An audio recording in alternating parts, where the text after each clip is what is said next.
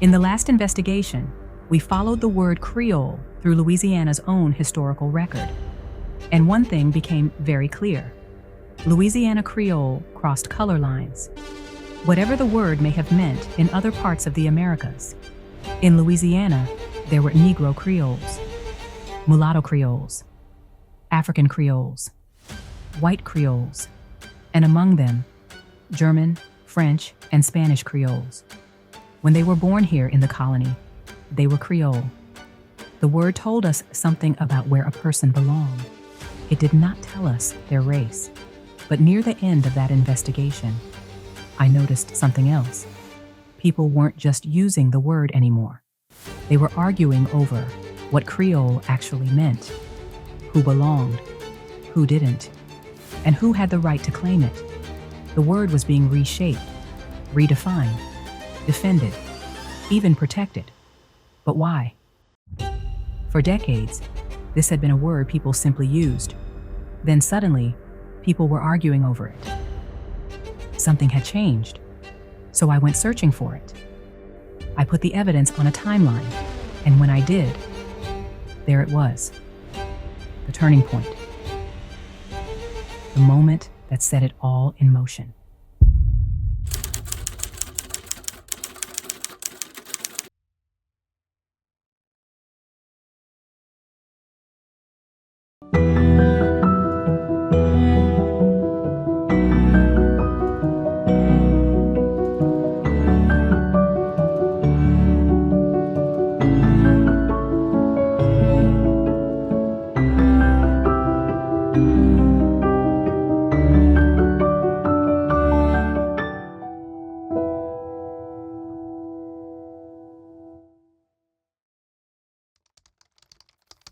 Before we get into this, I want to show you how I approached it. Because this time, I wasn't trying to figure out what Creole meant. We already did that. This time, I wanted to understand how Creole became racialized. How a word that had crossed racial lines so routinely became something people were fighting over. And why, as more people seemed uncertain about what Creole meant, others became more determined, not just to define it, but to redefine it. So I went back to the public voices of the time, the place where so many of those voices still live, the newspapers. And I put the evidence on a timeline. I tracked the challenges to the meaning of Creole, the arguments over who belonged, who didn't, and the attempts to draw new boundaries around who could claim the word. But I also tracked something just as important, what was happening in Louisiana as those arguments began to appear. That gave me two different timelines. And when I put those two timelines together, it all started lining up. And right in the middle of it was the turning point I told you about, the moment that changed the stakes around who could claim Creole. Because after that moment, the debate around this word became increasingly about race. And dare I say it, a look. And that look may not be the one you think. You know the one. This is the story of that moment, the one that sparked the fight that changed everything for Louisiana Creoles and their identity and what happened after it. But as we always do around here, I want to know what you think that moment was. Was it A, the Haitian Revolution, which would eventually bring thousands of refugees, including free people of color, to Louisiana? B, the Louisiana Purchase, which suddenly placed Louisiana's Creole population under American rule? C, the Civil War, which ended slavery and completely changed the legal status of Louisiana's enslaved population? Or D, all of the above? Go with your first instinct. Pick A, B, C, or D. Pause the video. Leave your answer in the comments, then come back. Now, let's go back to the voices of that time. As we walk through this, remember where Louisiana already was at the beginning of the 19th century. Creole was already an established part of Louisiana life.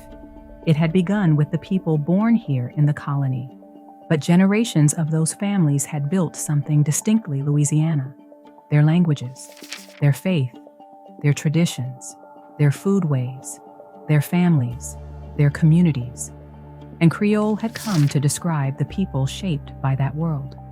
People of different racial and ancestral backgrounds, connected by a shared Louisiana culture, a distinct Louisiana Creole culture.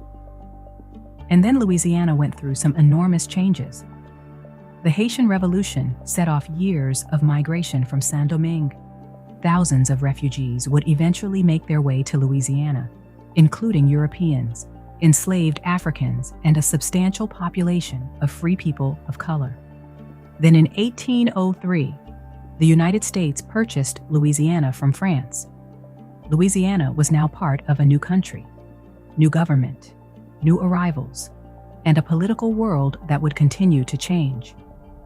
But through all of that change, the broader use of Creole continued. It still crossed color lines. And by the 1820s and 1830s, another phrase was showing up in Louisiana newspapers: Creole race. Now, if you're thinking this is where the racial argument begins, not quite. Because most of the time, the word race wasn't describing people at all. It was horses. So the phrase itself doesn't tell us much without context. But by around 1840, I start seeing it used another way: for people. In politics, the Creole race could describe a recognizable group of Louisiana voters, and there was value in being associated with them. The reason was pretty simple. Their votes mattered. This was a constituency, a community politicians wanted on their side, and that fits with something we already knew. Creoles had long been recognized as a distinct Louisiana people. What we're seeing here is that identity being used politically. But by the late 1840s, the language around the Creole race starts doing something else. Now, writers aren't just talking about Creoles as voters. They're talking about who they are, their character, their families, their accomplishments, their social standing. One writer described an ancient Creole race of gentlemen, and attached to them were qualities like honor, hospitality, and bravery. At an armory ball, Creoles were described alongside Saxons and Celts, and the writer singled out the beauty of the Creole women. So something was being added to this idea of a Creole people: character, pedigree, beauty, even the beginnings of a recognizable type. And by the early 1850s, that image was becoming even more explicit.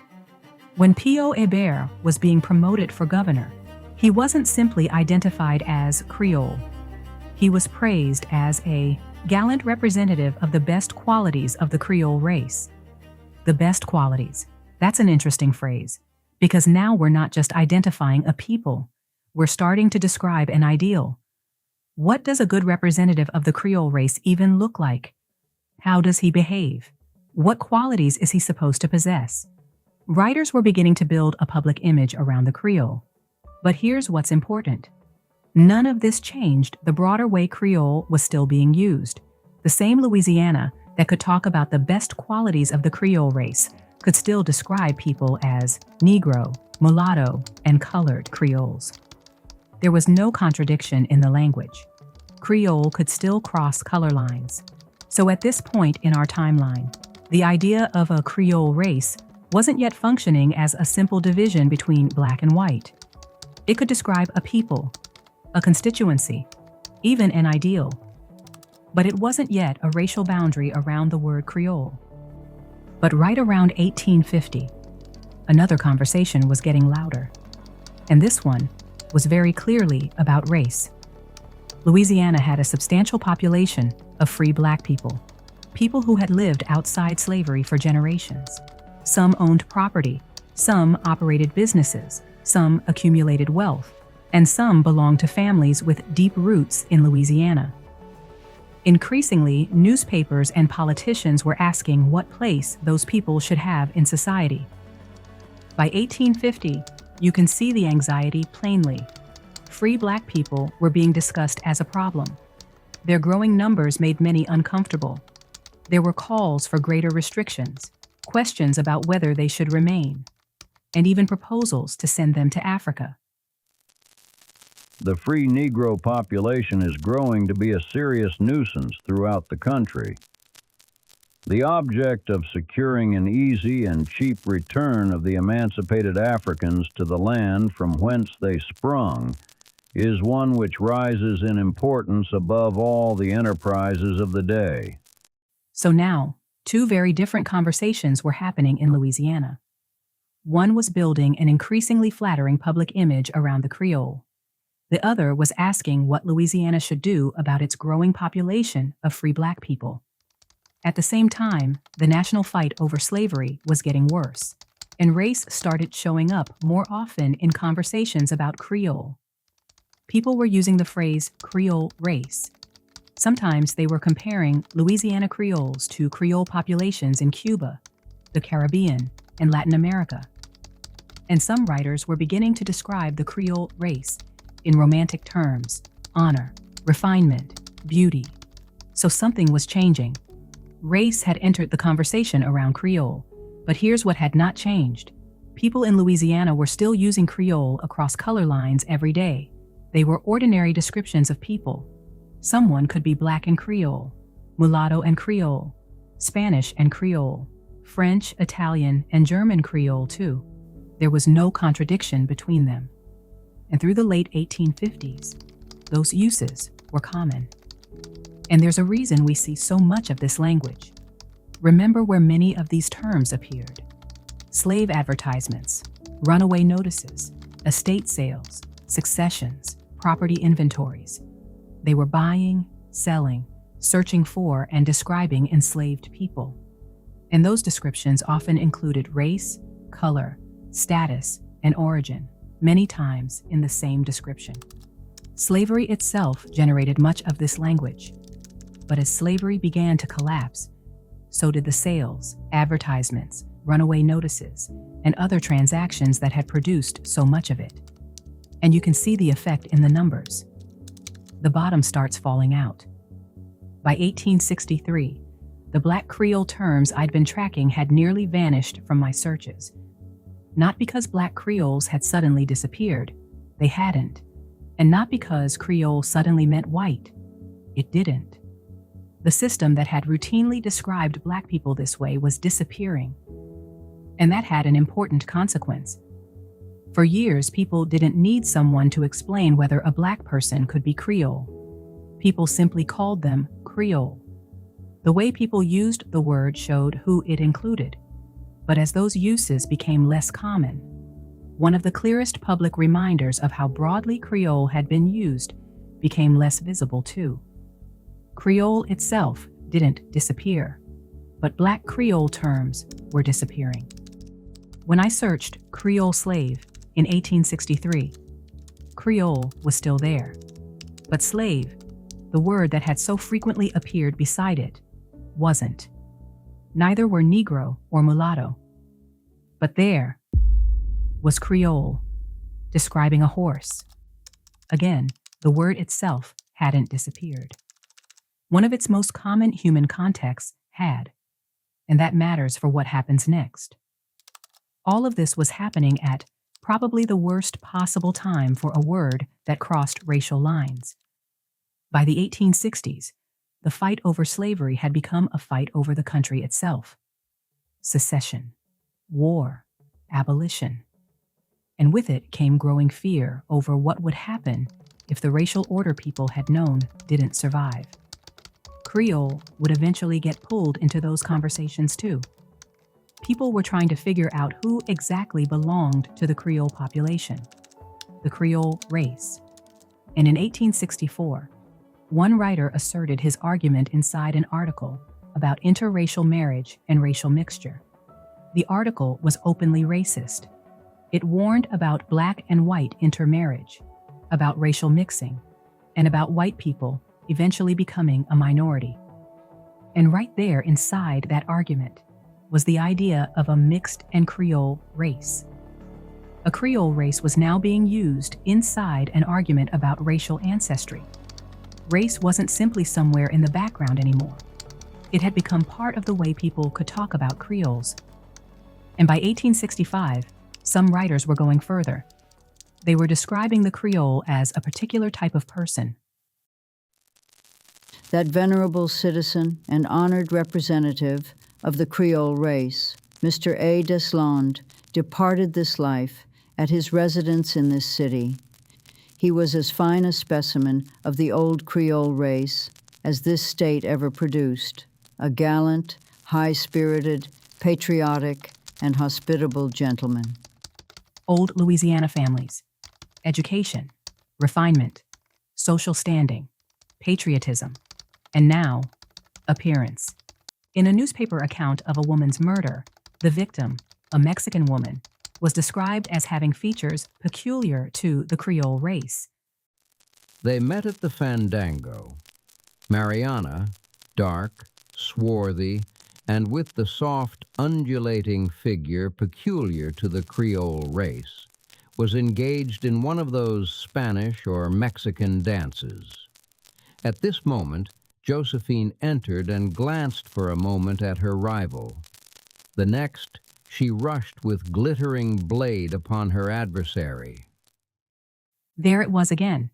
A writer wasn't simply calling someone Creole. He was describing what he believed a Creole looked like. When a group of Tunisian visitors came to New Orleans, a writer said they could easily be mistaken for representatives of the Creole race. They were African. But the writer didn't think they looked like what Americans typically expected Africans to look like. They spoke French. They were educated, cultured, socially polished. The gentlemen comprising the Tunisian embassy are not Africans in the general acceptation of the term. They are indeed more like the Moors or Turks than the African race proper.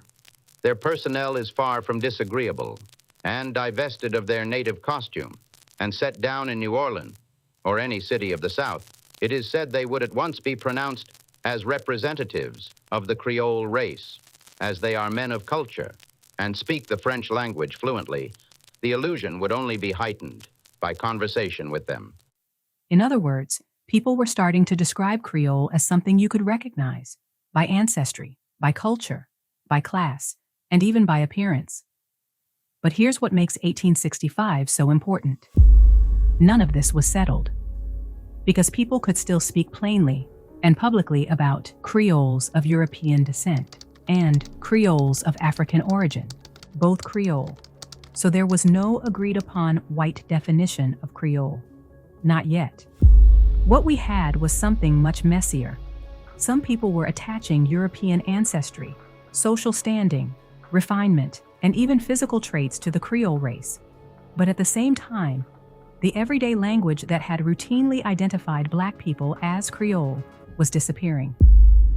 One image of Creole was being built up, while another was disappearing from view. And we know at least part of the reason why. Slavery was disappearing.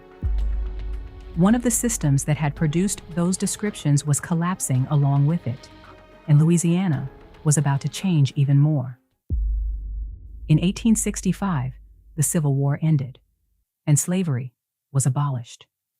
People who had been enslaved were now free. But then,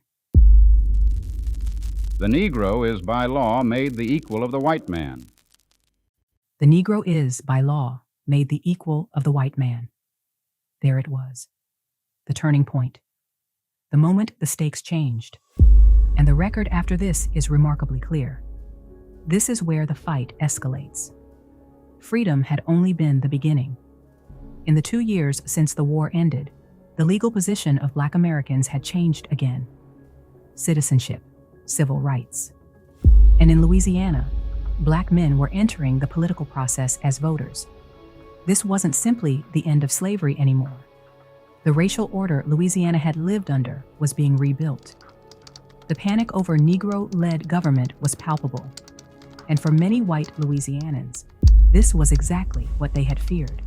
If we can do nothing more, we can at least protest and prefer confiscation, exile, and even death to a Negro government. The racial hierarchy they had fought to preserve was being dismantled, and the anger wasn't subtle.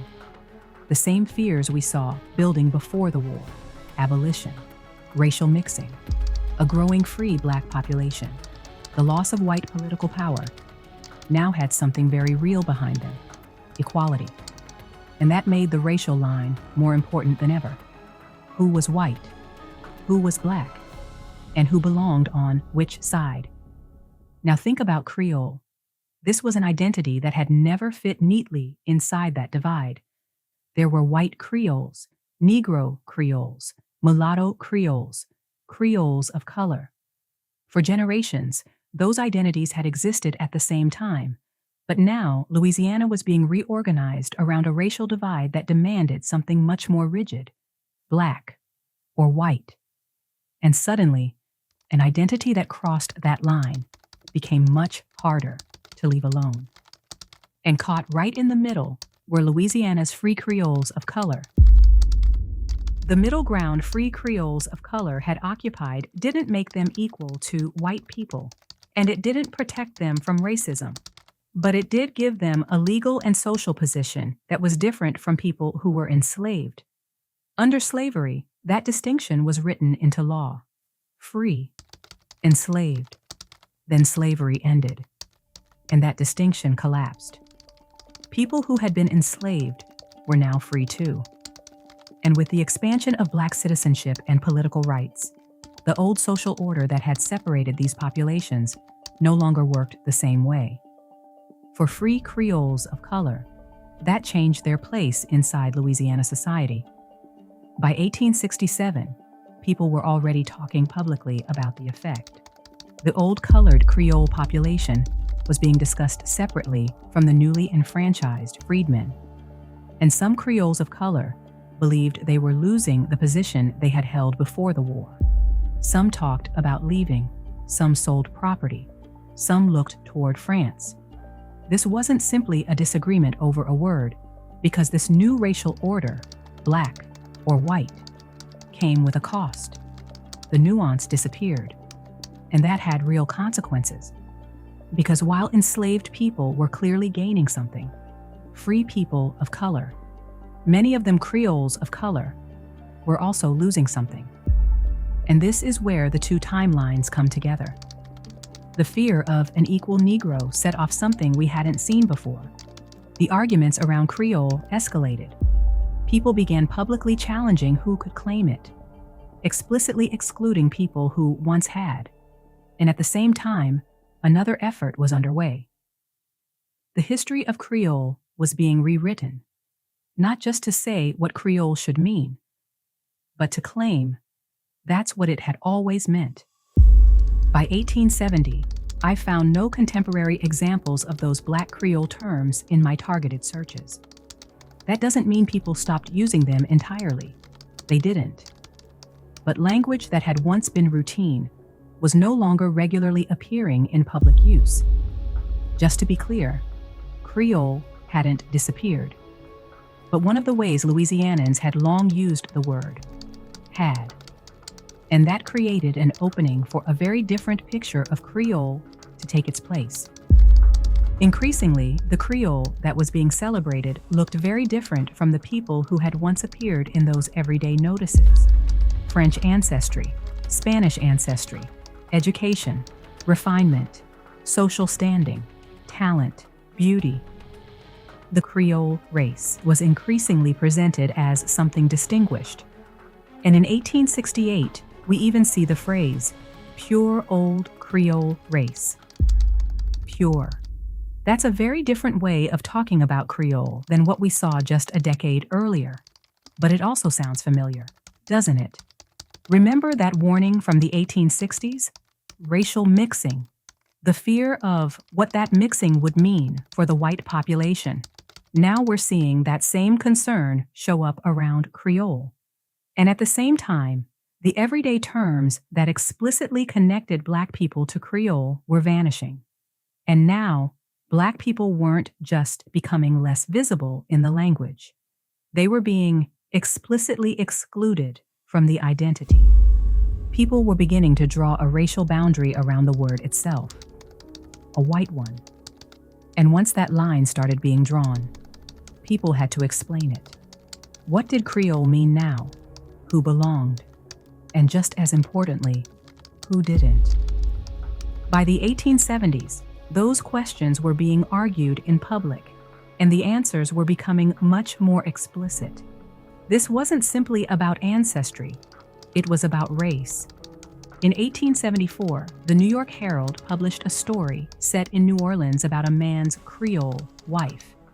The New Orleans Bulletin said it normally wouldn't have even mentioned the story, except for what it called one ludicrous mistake.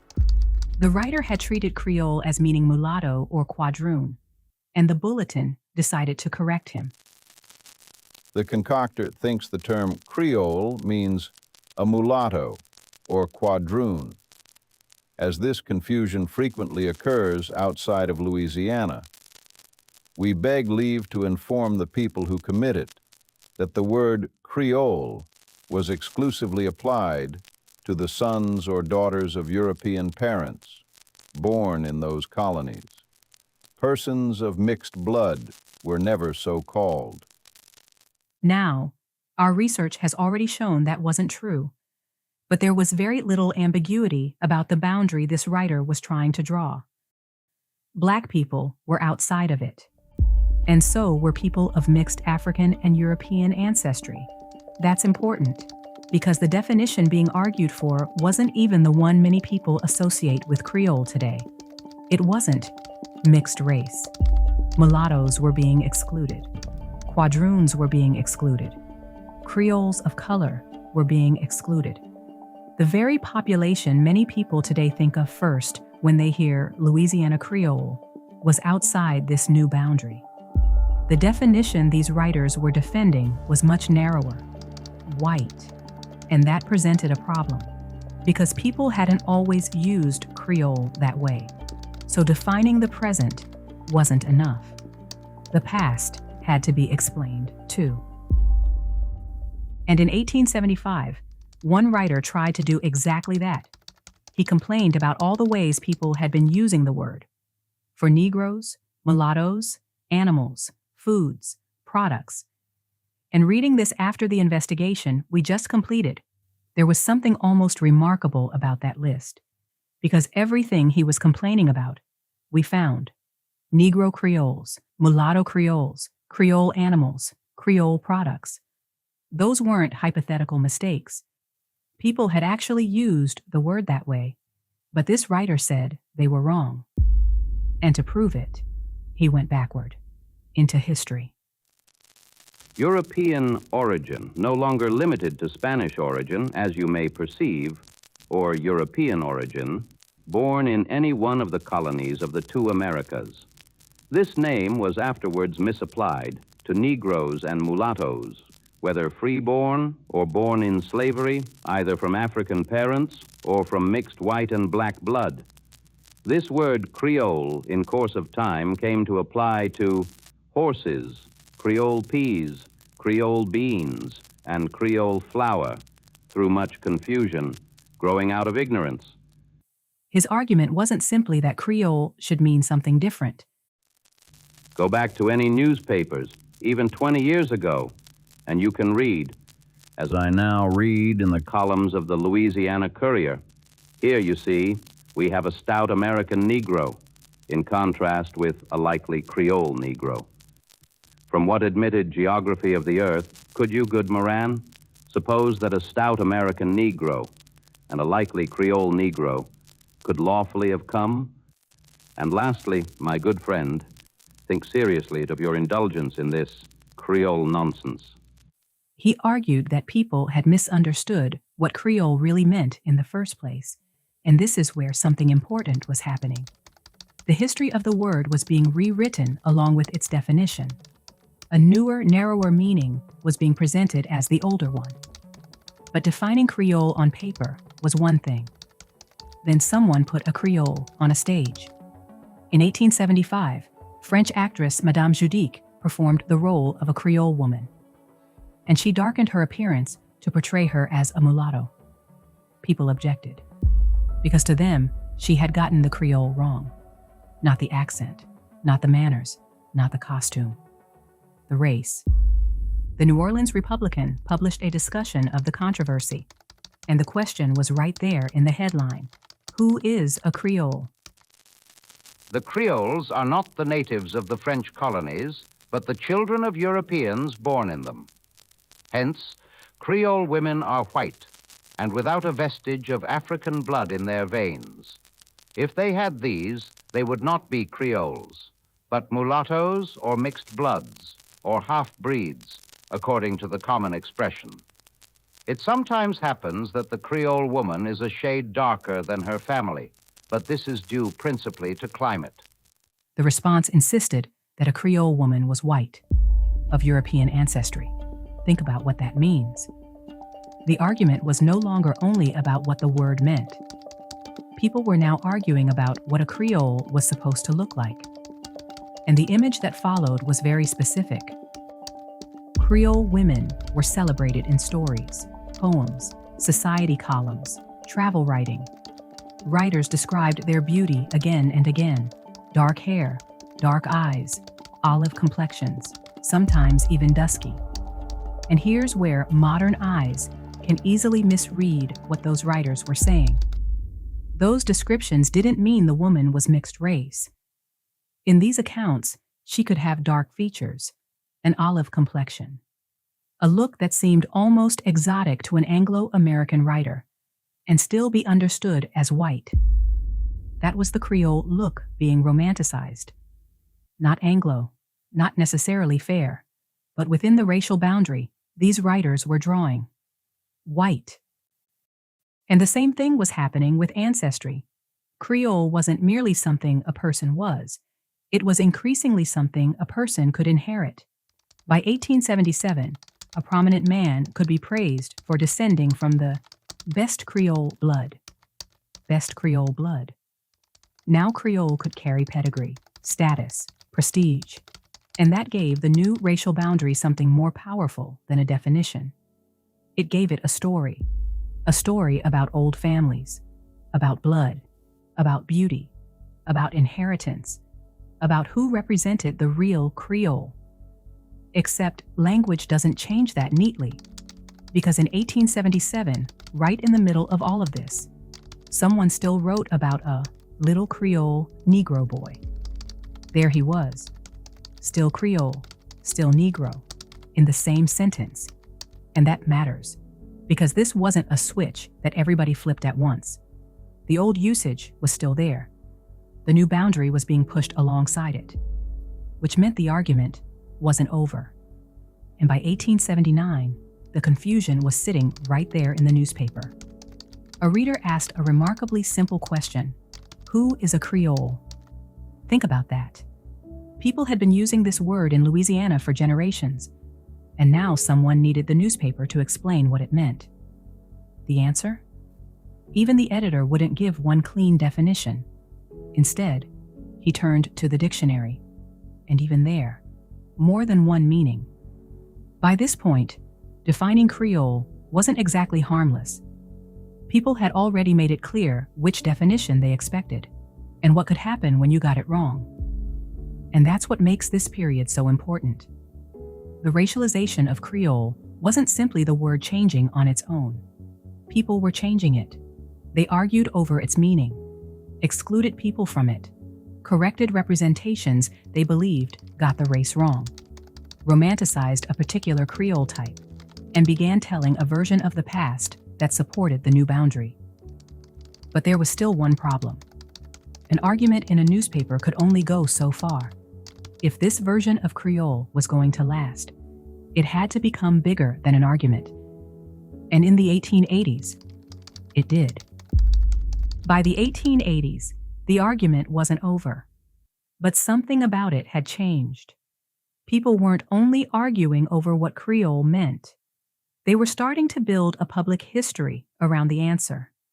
The white, French, and Spanish definition of Creole was showing up with more confidence, not as one possible meaning, increasingly as the meaning. And then it started making its way into histories of Louisiana. And in 1884, one of the people defining it was Charles Gaillard. Gaillard wasn't just another writer. He was one of Louisiana's most prominent historians, the author of its first comprehensive history. And when he explained Creole, This was the history he gave them. The word Creole in French or Criollo in Spanish originally means the same in these two languages, a child born of European parents in the colonial possessions of those two nations in America and Africa. Hence, the progeny of a European father and of an Indian or African mother was not a Creole according to the legitimate sense of the word. For this reason, the Negroes, mulattoes, and Indians never were, strictly speaking, entitled to the appellation of Creoles in Louisiana. And that's a different kind of authority. A newspaper writer can tell you what he thinks Creole means, but put that same idea in a history. And now you're telling future generations what happened. You're no longer just defining a word. You're defining the past. And that past was being fought over. By 1885, historian Charles Gayarre was publicly challenging George Washington Cable's portrayal of Louisiana and its Creoles. The dispute even gave us a remarkable phrase, the Creoles of history. And that's exactly what was at stake. Not simply, who are the Creoles, but which Creoles will history remember? Because literature could carry one image of Louisiana far beyond Louisiana. And the people who rejected that image wanted control over what replaced it. And then, in 1886, something bigger happened. The effort to define Creole became organized. There were celebrations, historical displays, public speeches, organizations dedicated to Creole history and identity. This was no longer just one writer correcting another in the newspaper. People were building things around their new version of Creole. There was even a Creole Day, a public celebration of Creole history, culture, and achievement. And think about what happens when you create something like that. Someone has to decide what represents Creole history. Which people, which families, which stories, which objects, which past. That's exactly what happened. In 1886, New Orleans held Creole Day at the American Exposition. People gathered to celebrate Creole history, culture, and achievement. And one of the first things they did was explain to visitors from outside Louisiana exactly who a Creole was. Listen. Ladies and gentlemen, on these vast grounds of the American Exposition, we have met to celebrate, to commemorate, and to sanction by our presence what purports to be the Creole Day. The word Creole is easily understood by any resident of Louisiana, but it may require some explanation for the benefit of those who are strangers to this community. What then is the meaning of the word Creole? It means simply a human being, born of European parents, in a French or Spanish colony, either in America or Africa. This is the clear and precise definition given by the dictionaries of the academies of France and Spain, the undisputed and indisputable authorities as to language in both countries. Hence, all those who were born of European parents in Louisiana, while she remained a French or Spanish colony, were Creoles. And remember, this was Charles Gayarre. We've already heard what he meant by European parents, but there was another problem with his definition. Louisiana hadn't been a French or Spanish colony since 1803. But since 1803, when Louisiana became American territory, it is evident that, strictly speaking, she could no longer give birth to Creoles because she had ceased to be a French or Spanish colony.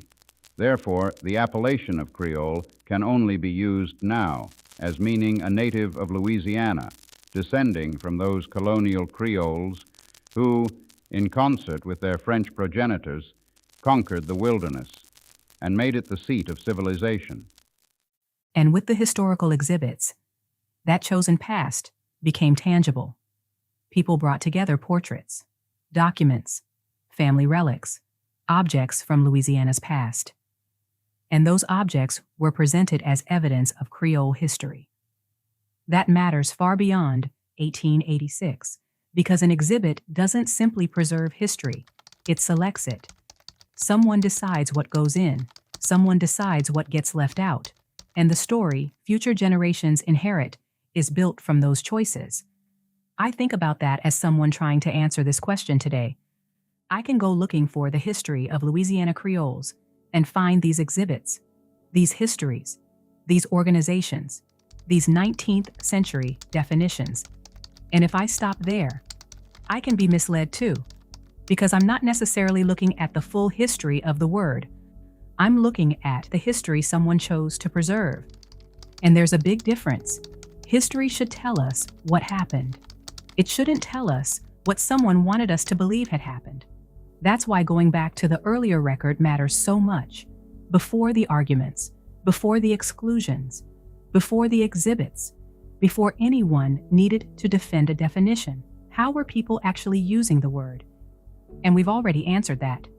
But in 1886, the work of shaping that history was becoming even more deliberate.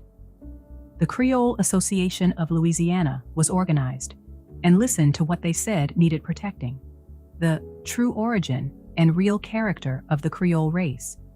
They wanted to correct what they called grossly erroneous ideas about Creoles.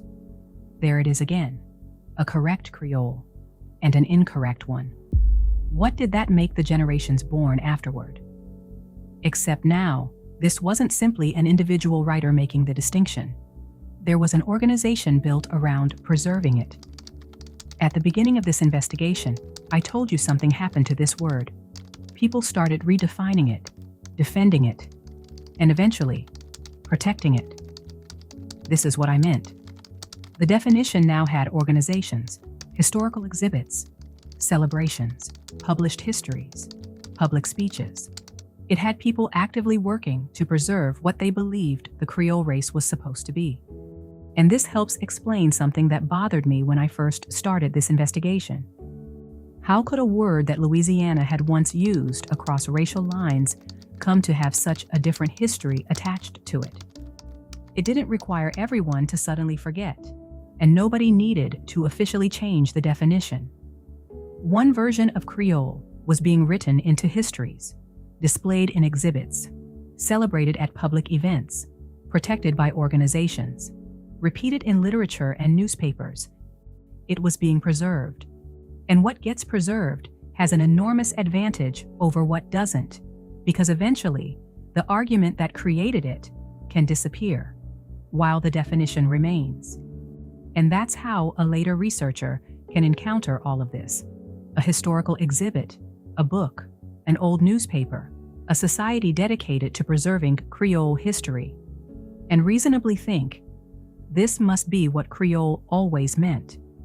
But now, we know something those sources alone cannot tell us. We know what came before them. We followed the word before people started fighting over its racial boundary. And we watched that boundary being built, then defended, romanticized, written backward into history, and finally, preserved. So the question isn't simply how the meaning of Creole changed. The bigger question is, which version of that history survived? And after more than a century of fighting over what Creole means, has the fight itself become more familiar than the history that came before it? I don't think the evidence leaves much mystery anymore. Once the Negro was, as that writer put it, by law, made the equal of the white man, the stakes changed. For white Louisianans who had benefited from the old racial order, that meant a loss of power. And the response was fear, anger, and escalating racism. The old hierarchy was being dismantled, so new ways of protecting racial power took its place, and Creole became part of that fight. Remember our question? What was the turning point? The answer was C. The Haitian Revolution changed Louisiana. So did the Louisiana Purchase. But neither changed the cross-racial use of Creole. The Civil War did. It ended slavery. And what followed changed the stakes of race completely. When freedom became equality, that's where the fight over Creole escalates. Because in this new racial order, there was increasingly less room for anything in between. black, or white. And Creole had a problem. It lived on both sides. It had for generations. But in this new racial order, that became increasingly difficult to sustain, and free Creoles of color became collateral damage of that new racial binary. The boundary wasn't drawn to include them. It wasn't drawn around mixed ancestry. It was drawn around white. Negroes were excluded. Mulattoes were excluded. People whose families had been Creole for generations were excluded. A word that had crossed racial lines was turned into a racial boundary. And this is the part I find especially important. They didn't simply say, Creole means something different now. They argued that historically, it had always meant something different. But we know that wasn't true in Louisiana. Whatever Creole may have meant in other places, we followed the word here, through Louisiana's own record, before the controversy, before Reconstruction, before anyone was publicly fighting to keep Black people outside of it, and Louisiana's own usage crossed racial lines. Then people began rewriting that history. They redefined the word, put guardrails around it, policed its use, and punished the representations that crossed the new boundary. Call a Black person Creole. Someone corrected it. Portray a Creole woman as mulatto. People were outraged. A play could be driven from the stage over that portrayal. Even newspaper editors could find themselves backing away, apologizing, or refusing to continue the argument. People were actively policing the boundary, and exclusion was only half of it, because while some people were being pushed out, an idealized Creole was being built in their place, beautiful, refined, educated, noble, from the right families, with the right blood, the right ancestry, even the right look. And no matter how dark the eyes, how dark the hair, how olive or dusky the complexion, inside this new story, there was one qualification that mattered most: white. Then that version was written into histories, displayed in exhibits, celebrated at public events, defended by organizations, until eventually the argument that created it became harder to see. And the version they preserved started looking like history. And I have to admit, that part lands differently for me, because I'm doing exactly what people have been doing for generations. I'm looking for the answer. And if I had searched for a 19th century definition of Creole, found one of those authoritative-looking histories, looked at one of those exhibits, and stopped, I could have been misled too.